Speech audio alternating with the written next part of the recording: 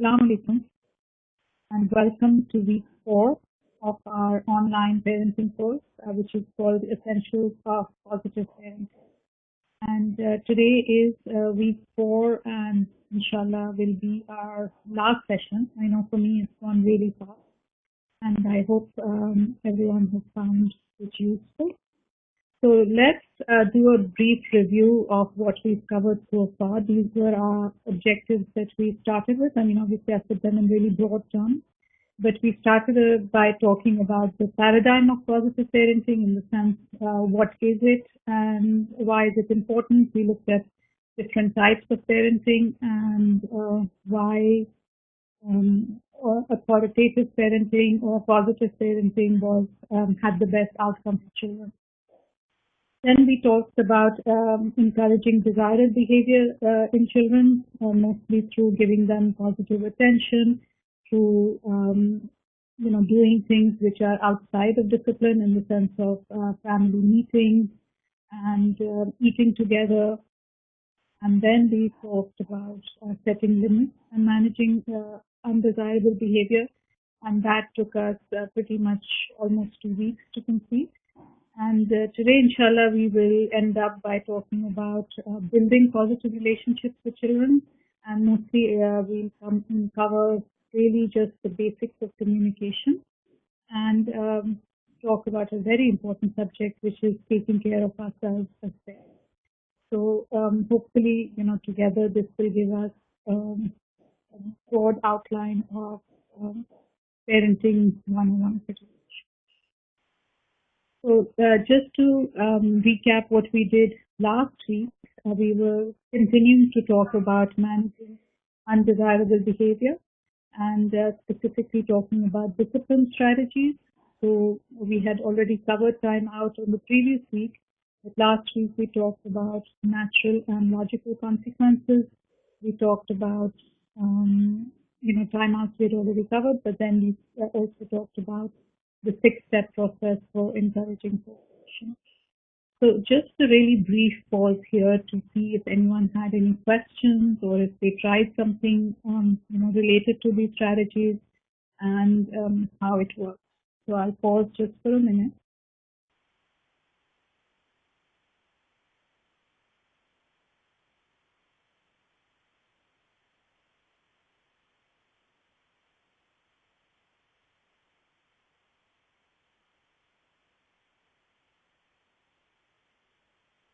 So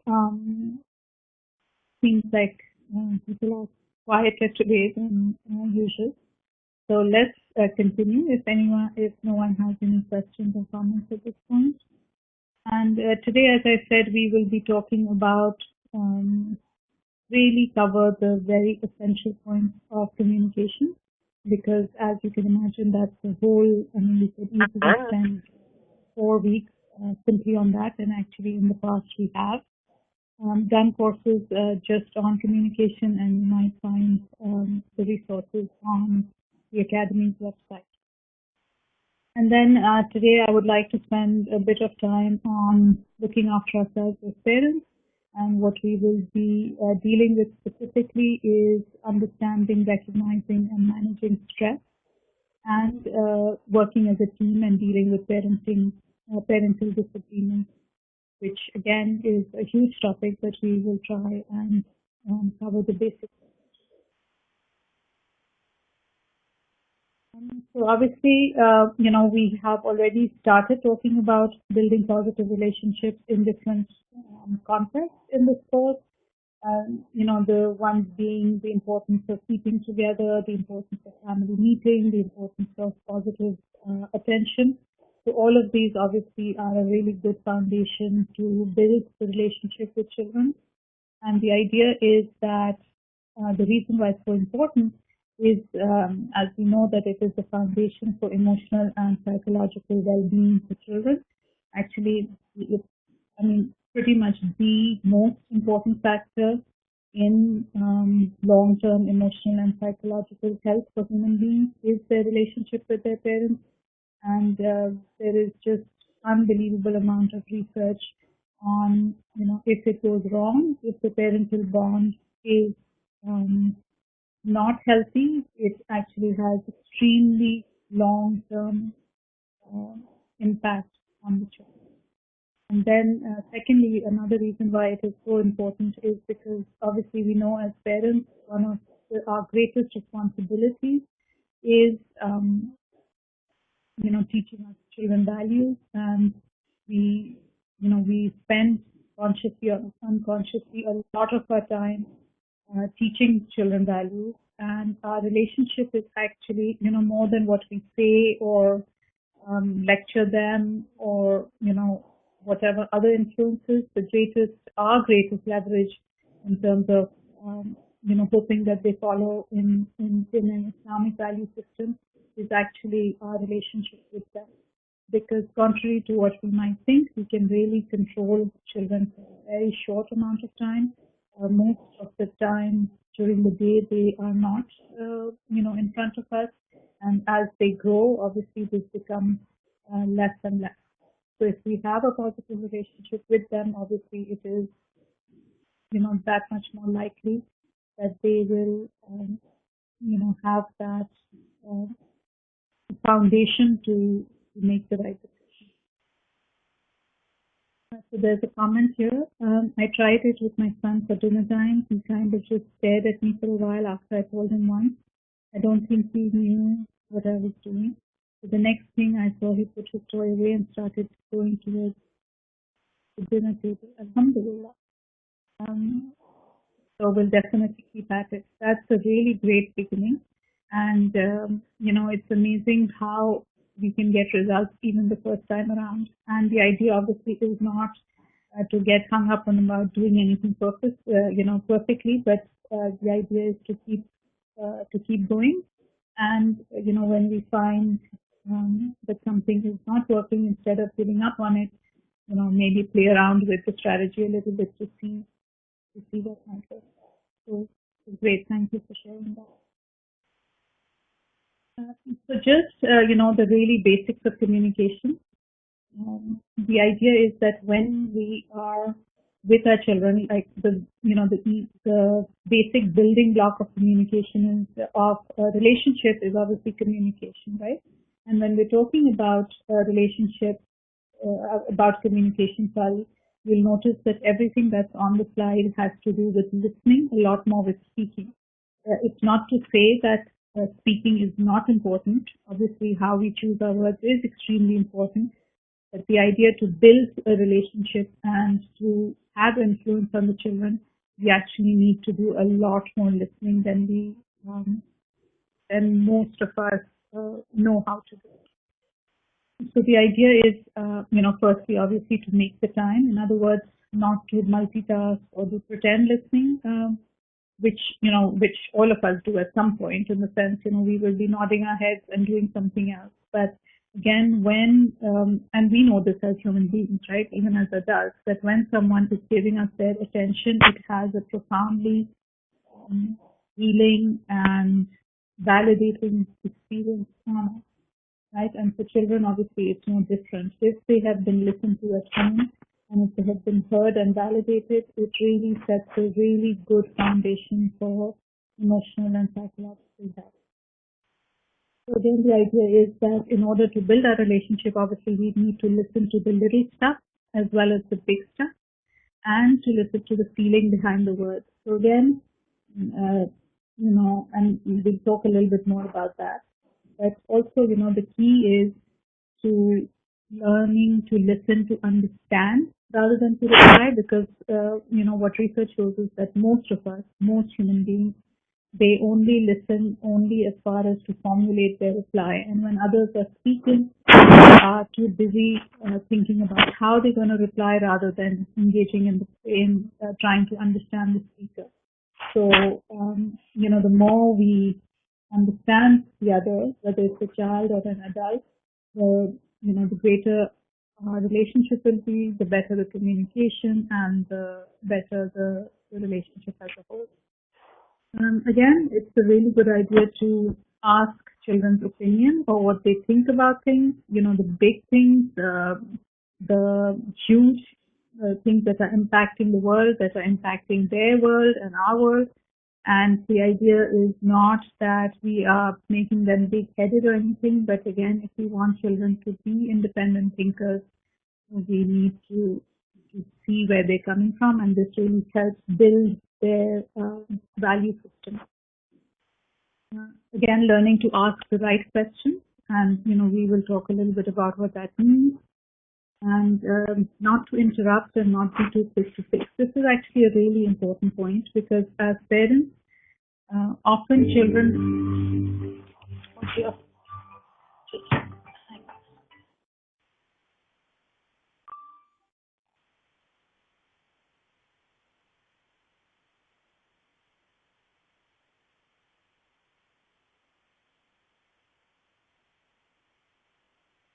Sorry about that. I was signed into another webinar.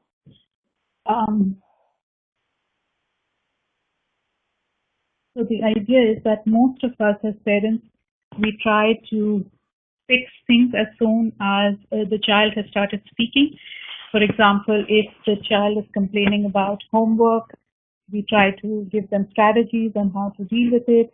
If they're talking about friends problems, we try to give them strategies on how to deal with friends. And this is actually a really challenging thing for parents to learn, to actually step back and simply hear the child out and not be too quick to jump in to fix the problem. And it is really worthwhile a skill to learn, because there is so much research coming out right now which shows that if, again, if children have a place where they can reflect, where they can simply have their experiences validated, it is a really good thing for their emotional and psychological health. So don't interview. What I mean by that is often when, for example, when children come home from school, many of us have this habit of literally interviewing them. How was school? What happened? What happened with this test? Who did you play with? What did you eat? And asking the child a barrage of questions. And obviously this is not great communication, because it is, an interview skill, but not a great communicative skill. So again, we need to resist that, that urge to find out everything that we want in their day in the first few minutes. And there are better ways to do that. And finally, like always, I put their breathe, because as children grow, especially if we have a good relationship with them, they are likely to tell us things which will alarm us. This is and in fact, if they do tell you things which are alarming to you, it's a really good sign. And I know it sounds like a contradiction in terms, but again, children today are facing very, very challenging moral and social stuff out there. And if they can actually have a place, a safe place where they can come home and talk about it, it is that much easier for them to actually live with it. That can only happen if we can manage our own anxiety about sharing that.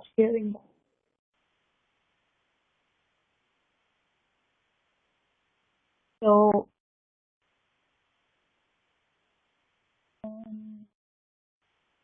okay, how about now? Is that better?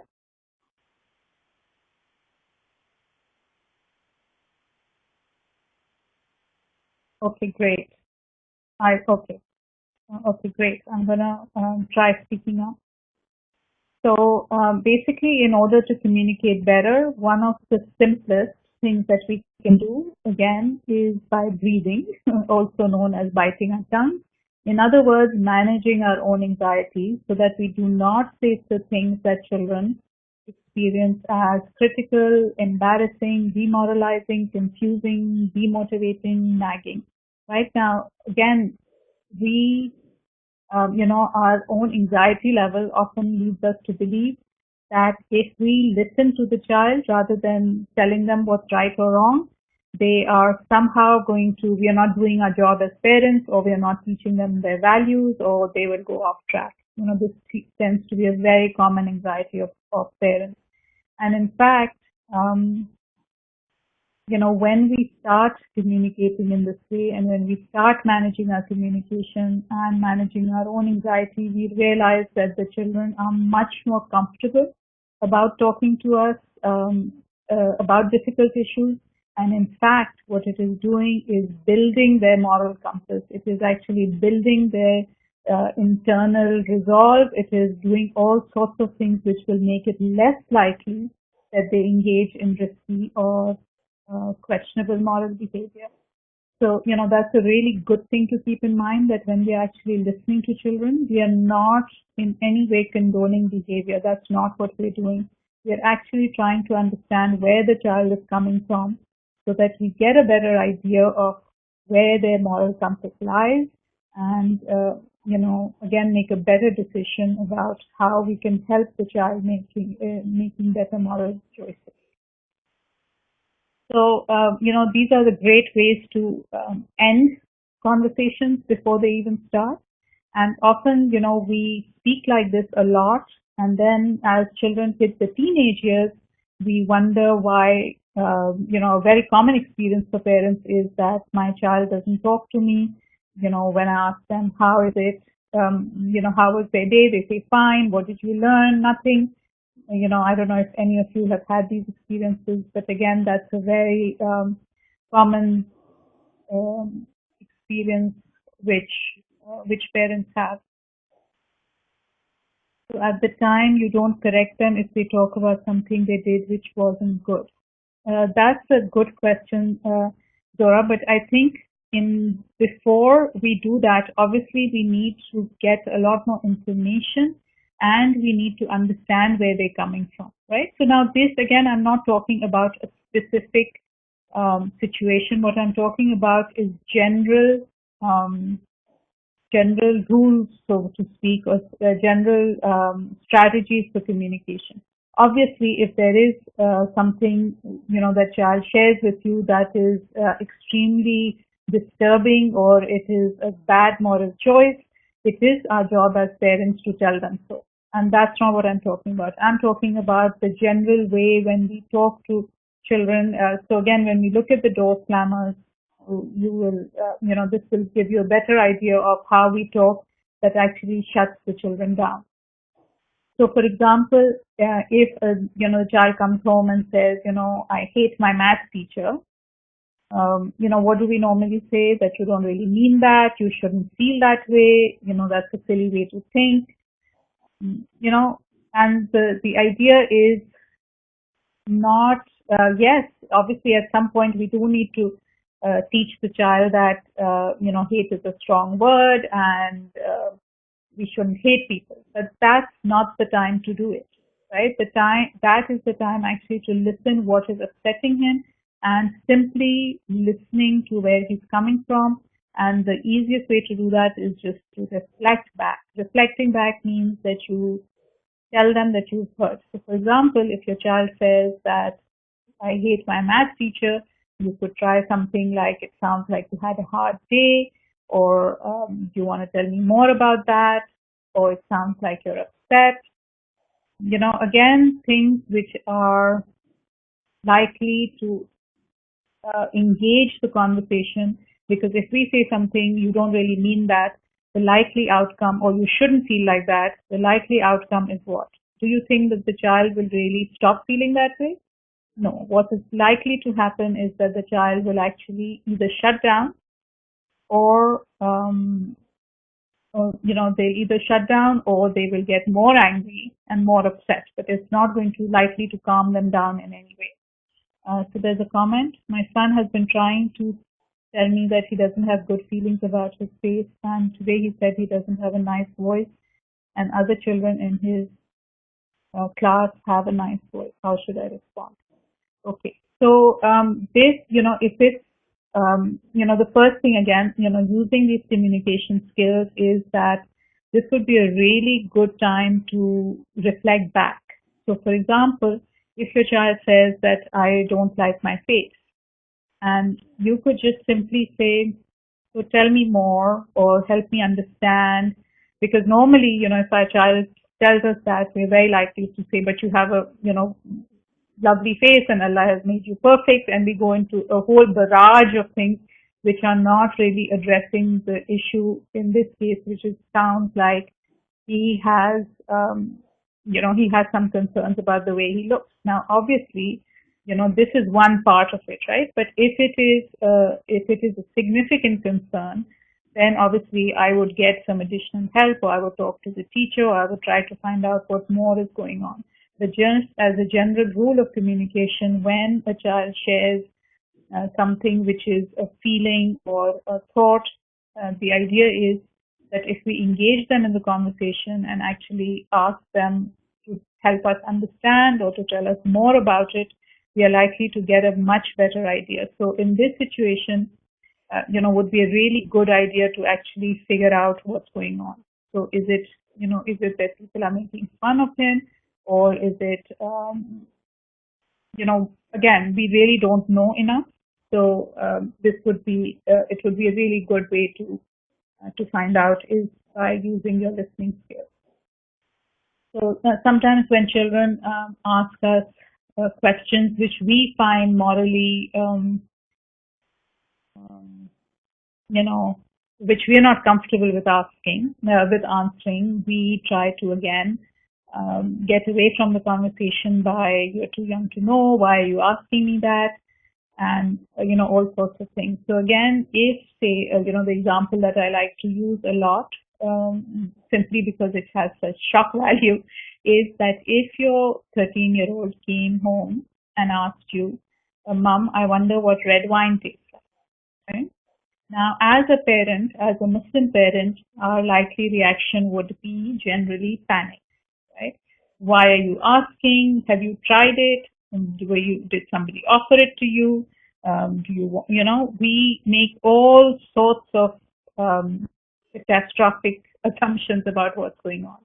But the idea is that if your child is asking you that, that would be a really great opportunity to see where he's coming from, how he's thinking, and again, how you can build his moral compass. So if children come home and ask difficult questions about, for example, homosexuality or a world of other things which we as parents are extremely, it is very difficult to talk about.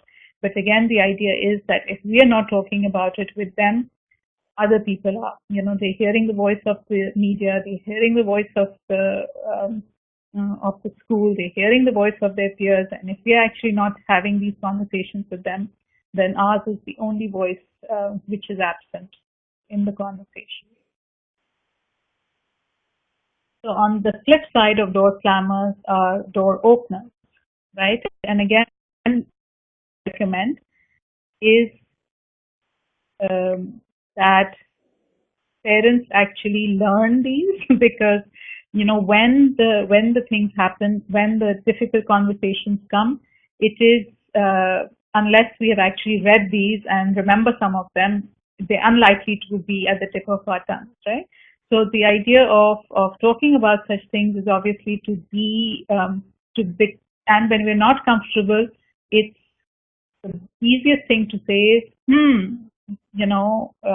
how about that? Because what is that is it's giving you time to manage your own anxiety and actually to think.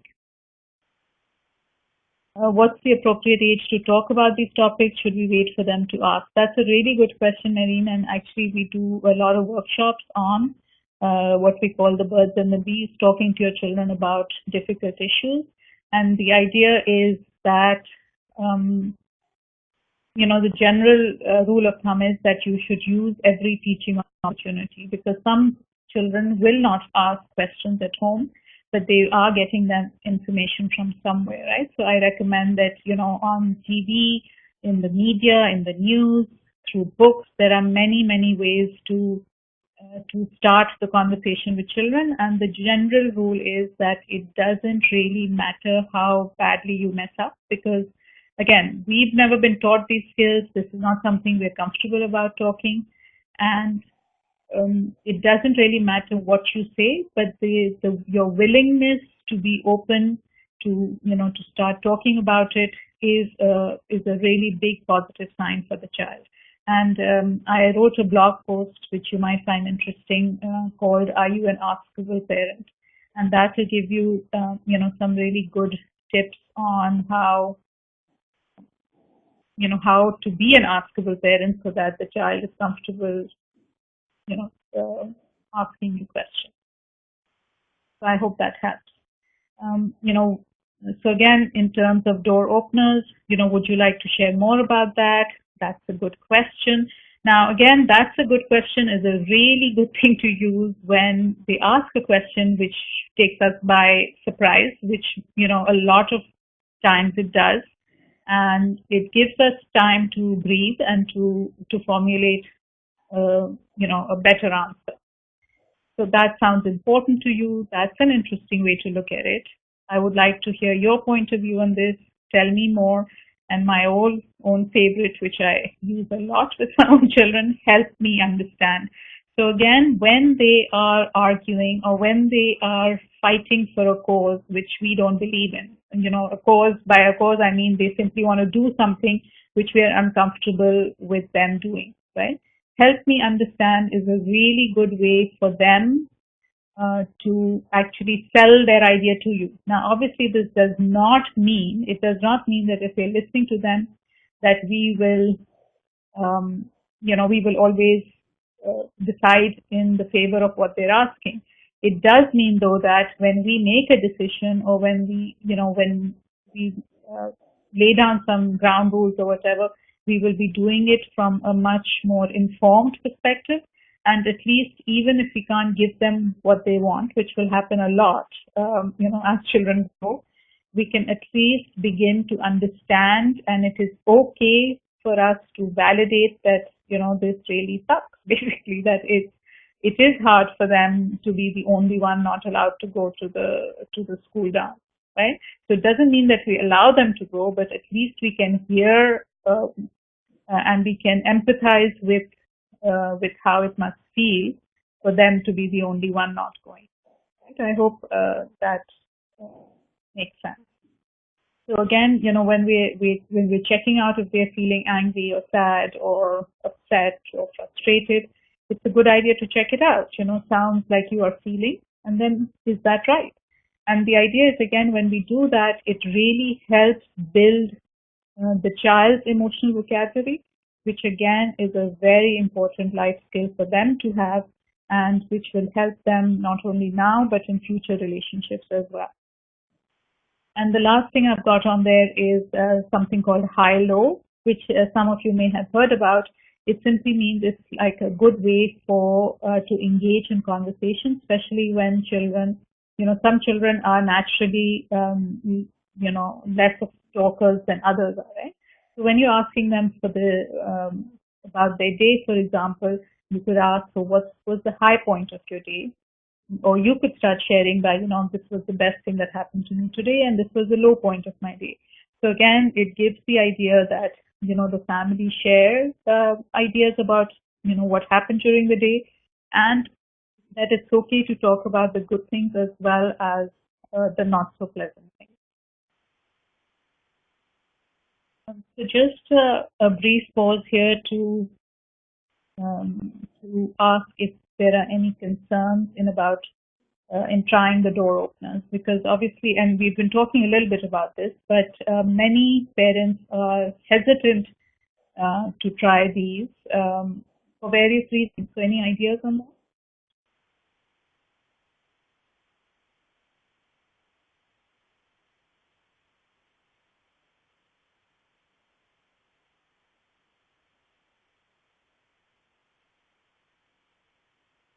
Generally, parents have concerns about what if I don't agree with their point of view. So, for example, if a child is telling us something which is really which we don't agree with, or or if they're talking about something which is illegal, immoral, or haram, that tends to be yes. So definitely, one of the things is to worry that we are not providing them with the correct reply, or that these appear too contrived, or, again, what if I don't know the answer to what they're asking, or I'm not able to answer correctly, or that it makes me uncomfortable. What if I'm also confused about something? So often, and this I find a lot with parents, that, we've never really looked at our own values and where they come from and our own beliefs. And so we just hang on to something which we don't even know why we are, right? Like something might be along the lines of a child is not allowed to do something. And if the child asks you why, you're really not sure what the issue is, but you just know that that's how it's always been done, right? And often, parents, again, through their own anxiousness or whatever, do not want to engage in the conversation, right? But again, the idea is that, it's very clear that listening to children and asking questions actually has the effect of clarifying the confusions about values. It helps build moral intelligence. It develops a strong relationship of trust with the parent, and contrary to what a lot of parents believe, that it actually stops them from engaging in risky behavior. So, for example, if your 13-year-old is coming home and asking you what red wine tastes like, it is highly unlikely, not impossible, but highly unlikely that he is engaging in that kind of behavior outside the home. Because obviously, children who are engaging are not going to come and ask you that, right? I mean, not 100%, but generally, if a child is doing something which he knows is clearly against the value system of the parents, he's unlikely to come and talk about it at home. And, just to reiterate that, again, what we say specifically, or even if we are confused about something, is not the end of the world. If we tell the child, I need to think about that, that's a really okay answer to, to give. You don't have to, the idea is that we don't have to come up with the perfect reply. The idea is that we risk enough to be able to be willing to engage in the conversation and to keep the door open. So those are the two main things that I would like to leave you with. So again, one final point is that children do best if we support them in dealing with their feelings by accepting feelings while limiting undesirable actions. So again, if the child is sharing feelings with us, that is not,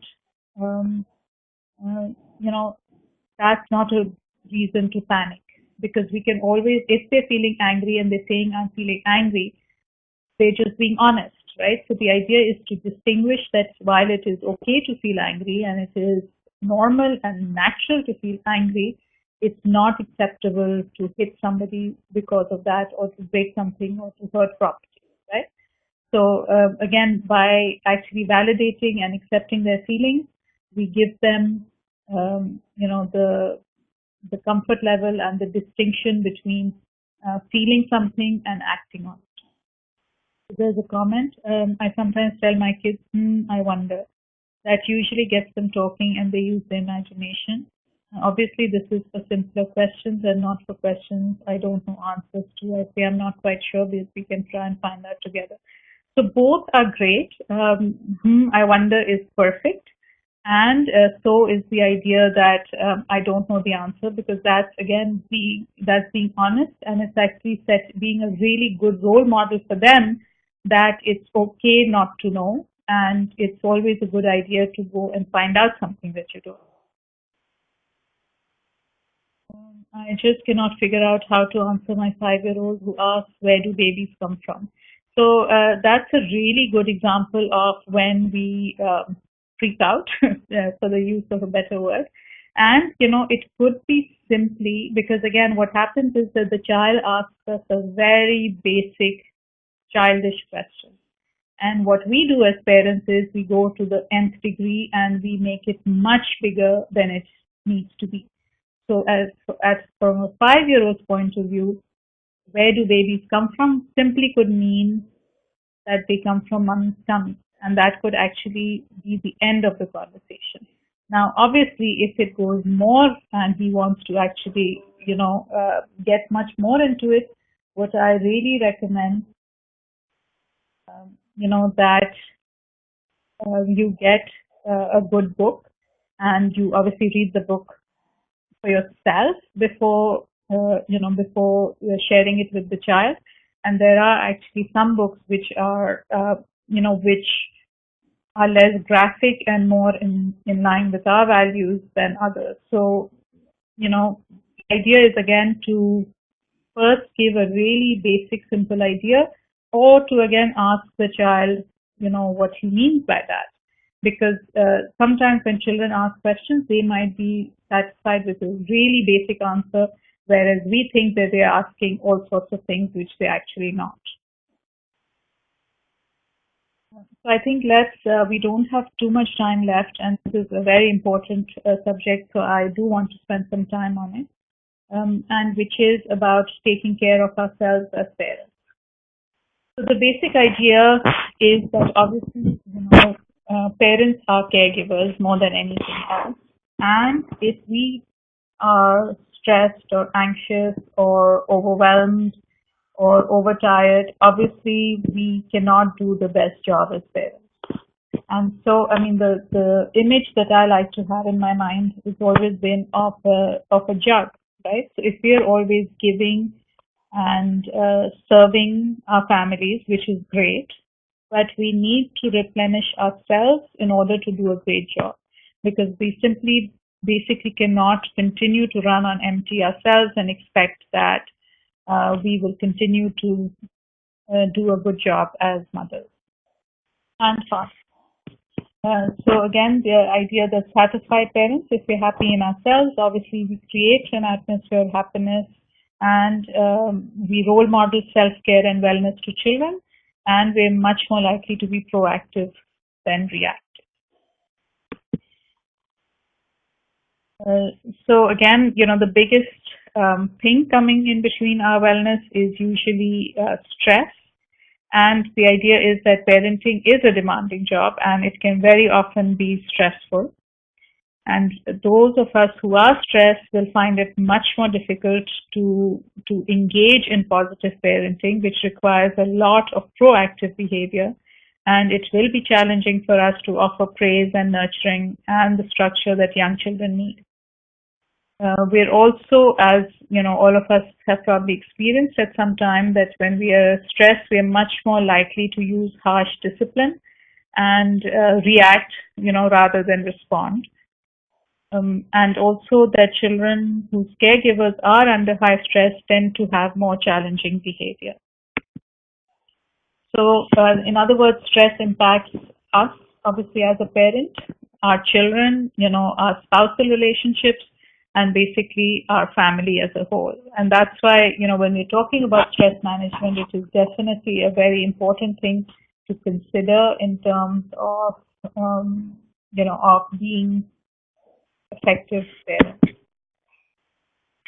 So just a little brief blurb on stress. Obviously, we need to understand what stress is, recognize our own role in stress creation and reduction, and to build an action plan for ourselves to manage stress.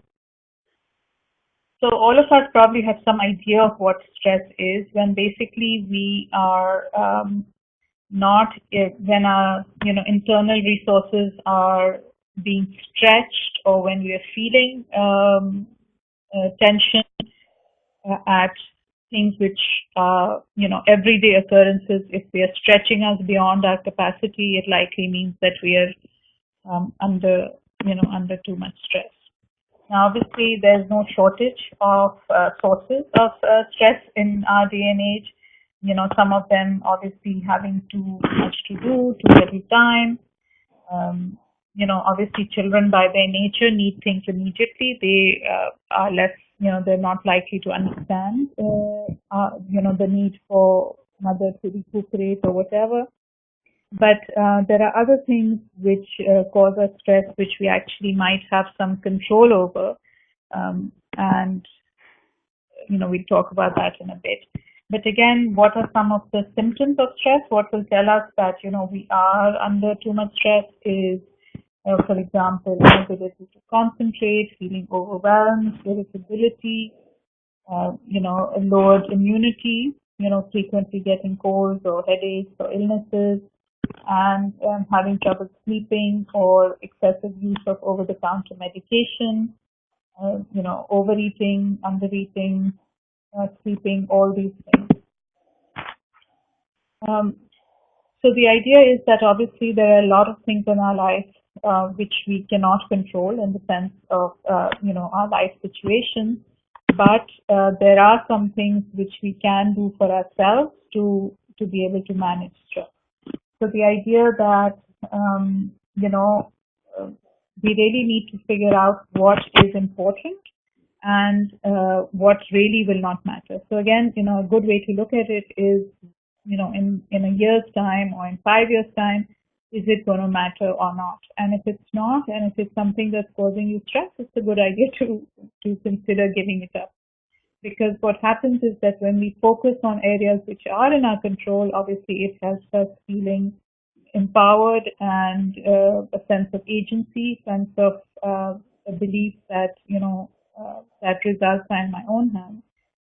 And when we focus on things which are not which are not in our control, um,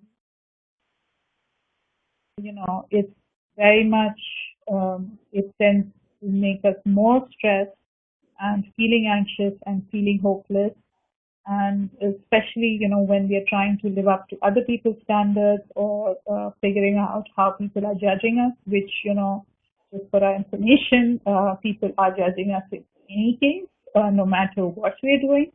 So we might as well focus on what Allah wants from us and what we want from ourselves rather than worrying about, because it's natural to worry, but again, to recognize at least that that's going to happen regardless. So even if I spend my whole life worrying about, how society is viewing me, it's not going to make it any better. So obviously the action plan for managing stress is that we do need to look after our body, mind, heart, and soul, right? In other words, to live a balanced life and to nourish all aspects of ourselves. And, just really basic things like eating well, sleeping, drinking enough water, exercising, taking time out for prayer and meditation. These, again, are keys. And, again, if we reframe it, if we look at it instead of thinking that I don't have the time, in meditation, there's a very good saying that, you need to meditate for 20 minutes. And if you don't have time, then you need to meditate for half an hour, right? So the idea being that the more you don't have time, the more you need it. So even if you can take out a few minutes of the day to quiet time for yourself, it makes a huge difference on your overall well-being. Yoga, definitely. So just in response, sorry, there was a question. There was a comment that the child who's asking should be told they come from Allah. And just to tell you a personal story about that, I did try that with my 2-year-old son. And, when I was expecting his sister, he was, very young, but so he would keep asking questions. And I told him that, not having had any parenting education myself, I told him that you pray for babies and that's how you get babies. And boy, did I regret that, because that thing lasted for many years. And he actually used to tell, when my third child was born, he used to go around telling everyone that it was his baby because he had prayed for it. And it really caused a lot of, and a lot of issues, because he would even ask, if you're supposed to pray before marriage, and why did Bibi Maryam pray before she was married? And it really got me into a lot of trouble. So again, we don't realize what we say. Definitely, they come from Allah. But again, I don't think that's what he's asking. also ask for a practical procedure. Exactly, exactly. So, um, anyway, so getting back to instant stress relievers, I think we've talked about it before that it's a good idea for parents to take a time out if they are really upset. So this obviously works a lot with older children if they are um, aggravating us. I don't know if you feel like you are reacting rather than responding. It's a really good modeling to do as well. That you know what, I'm not. I am feeling upset or angry right now, and I need to take a time out. So you remove yourself from the situation. You do what you need to calm yourself down. We all of us know the Islamic um, strategies for anger management, such as sitting down, doing wuzu, doing ghusl. All these things obviously will greatly help. You walk around the block, you press your reset button, you take a breath, you give a hug, you get a hug, and you do mindful observation in nature. So all of these things really help to basically jolt us out of the automatic reaction, right? That's the purpose of it. But obviously, the idea is that these are not long-term stress management, right? This is basically emergency band-aid procedures that you do when you are in the situation. But you also need to do self-care so that you are not in that, you don't need so many timeouts, basically to build your internal reserves. And the idea is that we do something good for ourselves every day. We again use salat as a time for ourselves rather than a chore. And, dua, meditation, things that we're already doing. Again, if we do it with mindfulness, with taking the time out, with actually focusing on it so that it is the nurturing, healing experience that it is meant to be. And again, overshadowing ourselves and our children, we talked about how it's much more important to give them good family bonding and to have a great family life rather than have 15 things on their resume. And again, recognizing the priorities. In other words, continuously asking ourselves, what am I getting from this activity and how much is it costing me? So for example, if you have to drive several hours a week to do something which the child may not be that keen on and which is causing you a lot of stress, it might be really something to look at whether you really need to engage in that. And now, our last topic, which is working as a team, which is obviously talking about both parents or the family if there are other people parenting the children. And in the ideal situation, obviously, both parents are on the same page because consistency is important for children. It gives them security. They cannot play one parent against another because if there is a big difference in disciplining styles, then we know that, as children grow, especially, they are likely to, use that, a parent against another. And obviously it gives them the security of the clear and identified rules. Also, there is some research which shows that parents who have significantly different child rearing styles are more likely to have children with behavior problems than families who have similar styles. Also, I read an article recently which I posted on my Facebook page, which talks about how, recently different parenting behavior has been a cause of divorce, which sounds quite extreme, but there you go. So you can read it and decide for yourself. Now again, the idea is that if we are not on the same page, by the way, which is very, very common, it's extremely common to have different parenting styles. Exactly, that's the comment, that it is difficult to always be on the same page, and especially around the level of being strict or lax. It's very common to have different parenting styles. especially men and women tend to have different parenting styles. Men just generally tend to do more fun things with the, with children, or the other way around. Again, it could be either. But the idea is that when we are faced with differences, instead of making a big issue with it, there are some things we can do not to blow it out of proportion. So the first thing is obviously pick your battles. In other words, not everything is a big issue. For example, if the child, between 6:30 or 8, when the child eats or sleeps, really is not the, a big deal in the long term, because there are, children who sleep at 7 who are okay, and the children who sleep at 8:30 who turn out okay. So again, in these little things, it's not a big deal. And obviously giving in on the less important things will make it more likely that you can stand ground on the big stuff. So, if your relationship becomes all about the conflict and all about the, who's right, who's wrong, obviously you have much less leeway in really agreeing on what are the big things that you do agree on, such as values. So, again, we've been talking about this lot throughout the course, that the whole idea is to respond rather than to react. So, if somebody is coming with a different framework of parenting, what we can do is, first of all, appreciate the differences, appreciate the fact that a different viewpoint is healthy for children. It is, there's a couple of questions about disciplining and good cop, bad cop.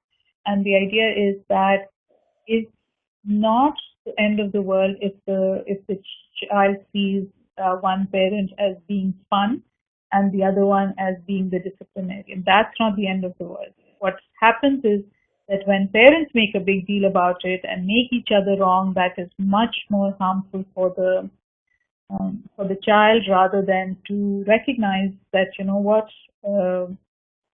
either mom likes to have more fun or dad likes to have more fun, or one of them is softer. The idea is to appreciate that both of you have a different view, and to let the child see that how you negotiate those differences. That is actually going to be much more telling on the child and be a much healthier framework and model to have. And then obviously pray. That's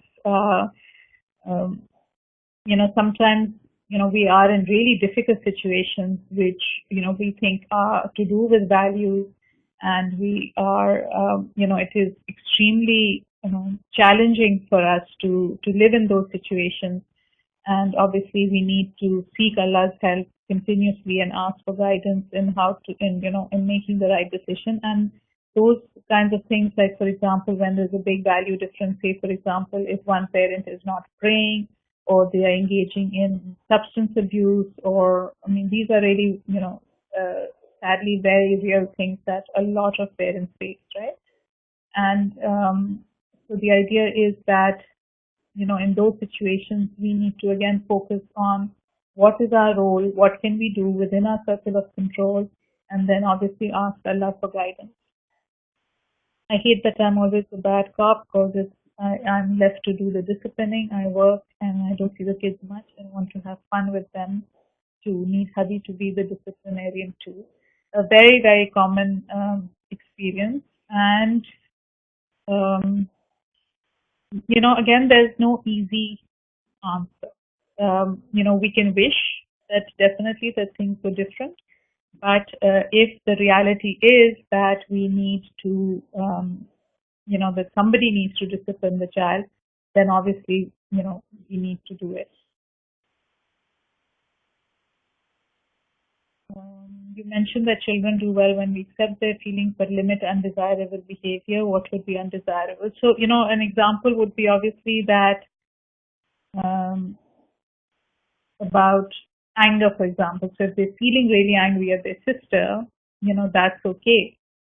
They can feel the anger, because that's just the feeling. But again, the idea is that they cannot use their hand or bad words or break something or destroy their sister's property or anything like that. So that's what I meant by distinguishing about feeling.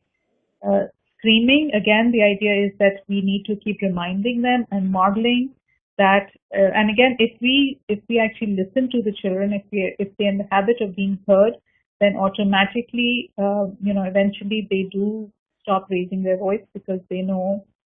Because we can keep reminding them that, you know what, I'm here, I'm listening to you, I can hear you, and let's talk in a voice that doesn't upset me, because it's perfectly okay to tell them that, when they raise their voice, it upsets you and you find it hard to focus on what they're trying to tell you.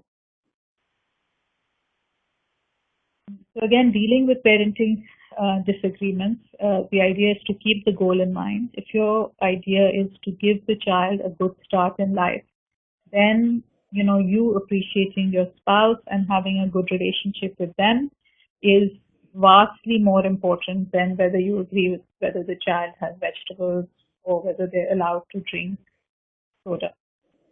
Um, it's a good idea if you're not agreeing to attend a class or read a book together, if they're open to that.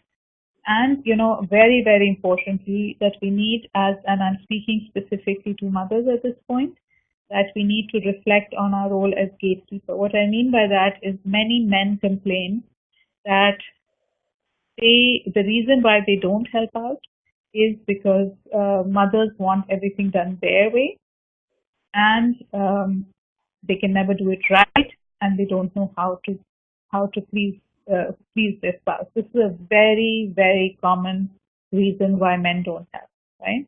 And what I mean by gatekeeper is that mothers tend to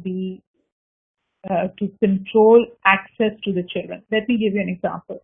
So if the father comes home, say 7:30, he has work obligations which preclude him from coming home earlier than that. So when he comes home, the mother says, too late, you didn't come home on time, now the children need to go to bed. So that would be an example of gatekeeping. The mother decides, So again, what men say is that although mothers want help in disciplining, they want help around the house, but the two things that are stopping the men are that they want things done their way, number one, and number two, that although they want help, they want control of all the decisions. Now, honestly, let's all look at ourselves and see if we're guilty of any of these, right? So, for example, the mother wants to decide what time the children should go to bed, and yet she wants help in in disciplining the children, which means that the father, if he's coming late home from work, does not have access to the children to spend fun time with them or whatever he wants to do as a parent, right? And I don't know. I mean, it's this kind of conversation is a very difficult one to have, on online with people not being able to react or respond. So I do apologize for that, because I'm sure many of us have many things to say about that. But I would love to hear from you, later, if any of this, makes sense, or if it is. So that's me. I'm a control freak. I want to help with laundry, but I want it folded my way. I'm trying too hard, like that has to do with my. That's a very common experience, and really bravo to you for being honest enough to admit it. So I realized very early in my relationship that what was more important to me. Was it to have the help, or was it to have things done my way? Because I recognized very early that I was not going to have both. It was either going to be help or, do it my way. So, obviously I made different decisions about different things, because there's still some things which I want done my way, and so I just do them. But it is with the recognition that it is my need. And when I recognize that, obviously it helps me it helps it from impacting my relationship, right? Because the problem is that, we want it our way, and then we make our spouses wrong for,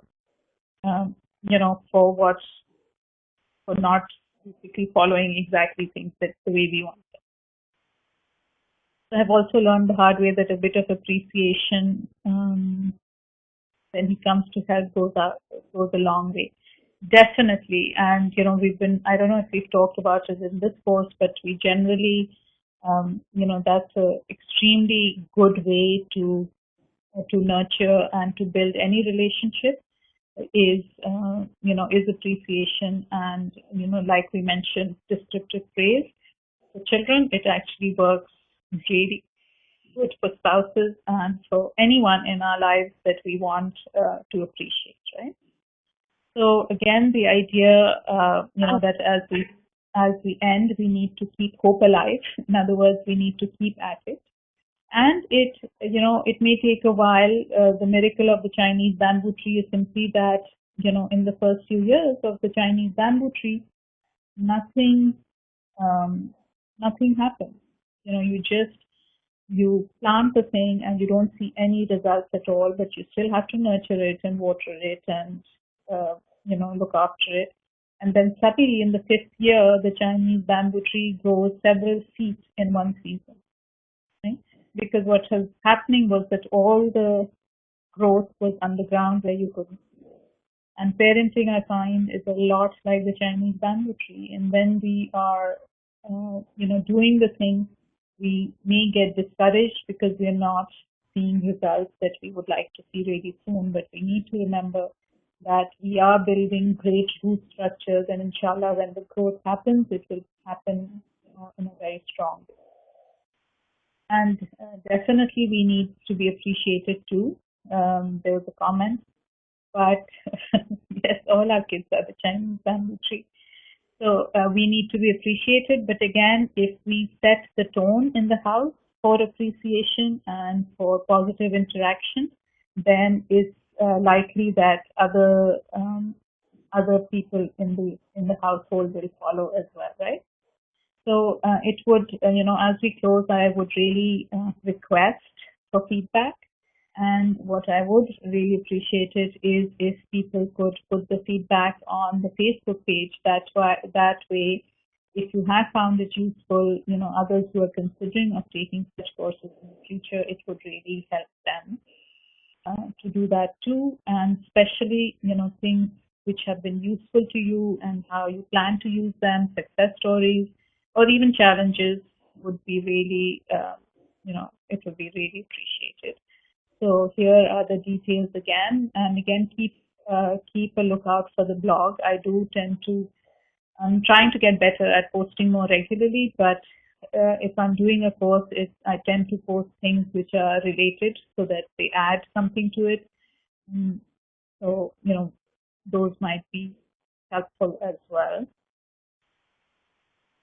Here is the information for the Academy, who has very generously sponsored this course. So that's all from my end. I'll stick around for a few minutes if there are any questions related to what we've been talking about. But thank you very much to everyone. I've really enjoyed having all this interaction with everyone.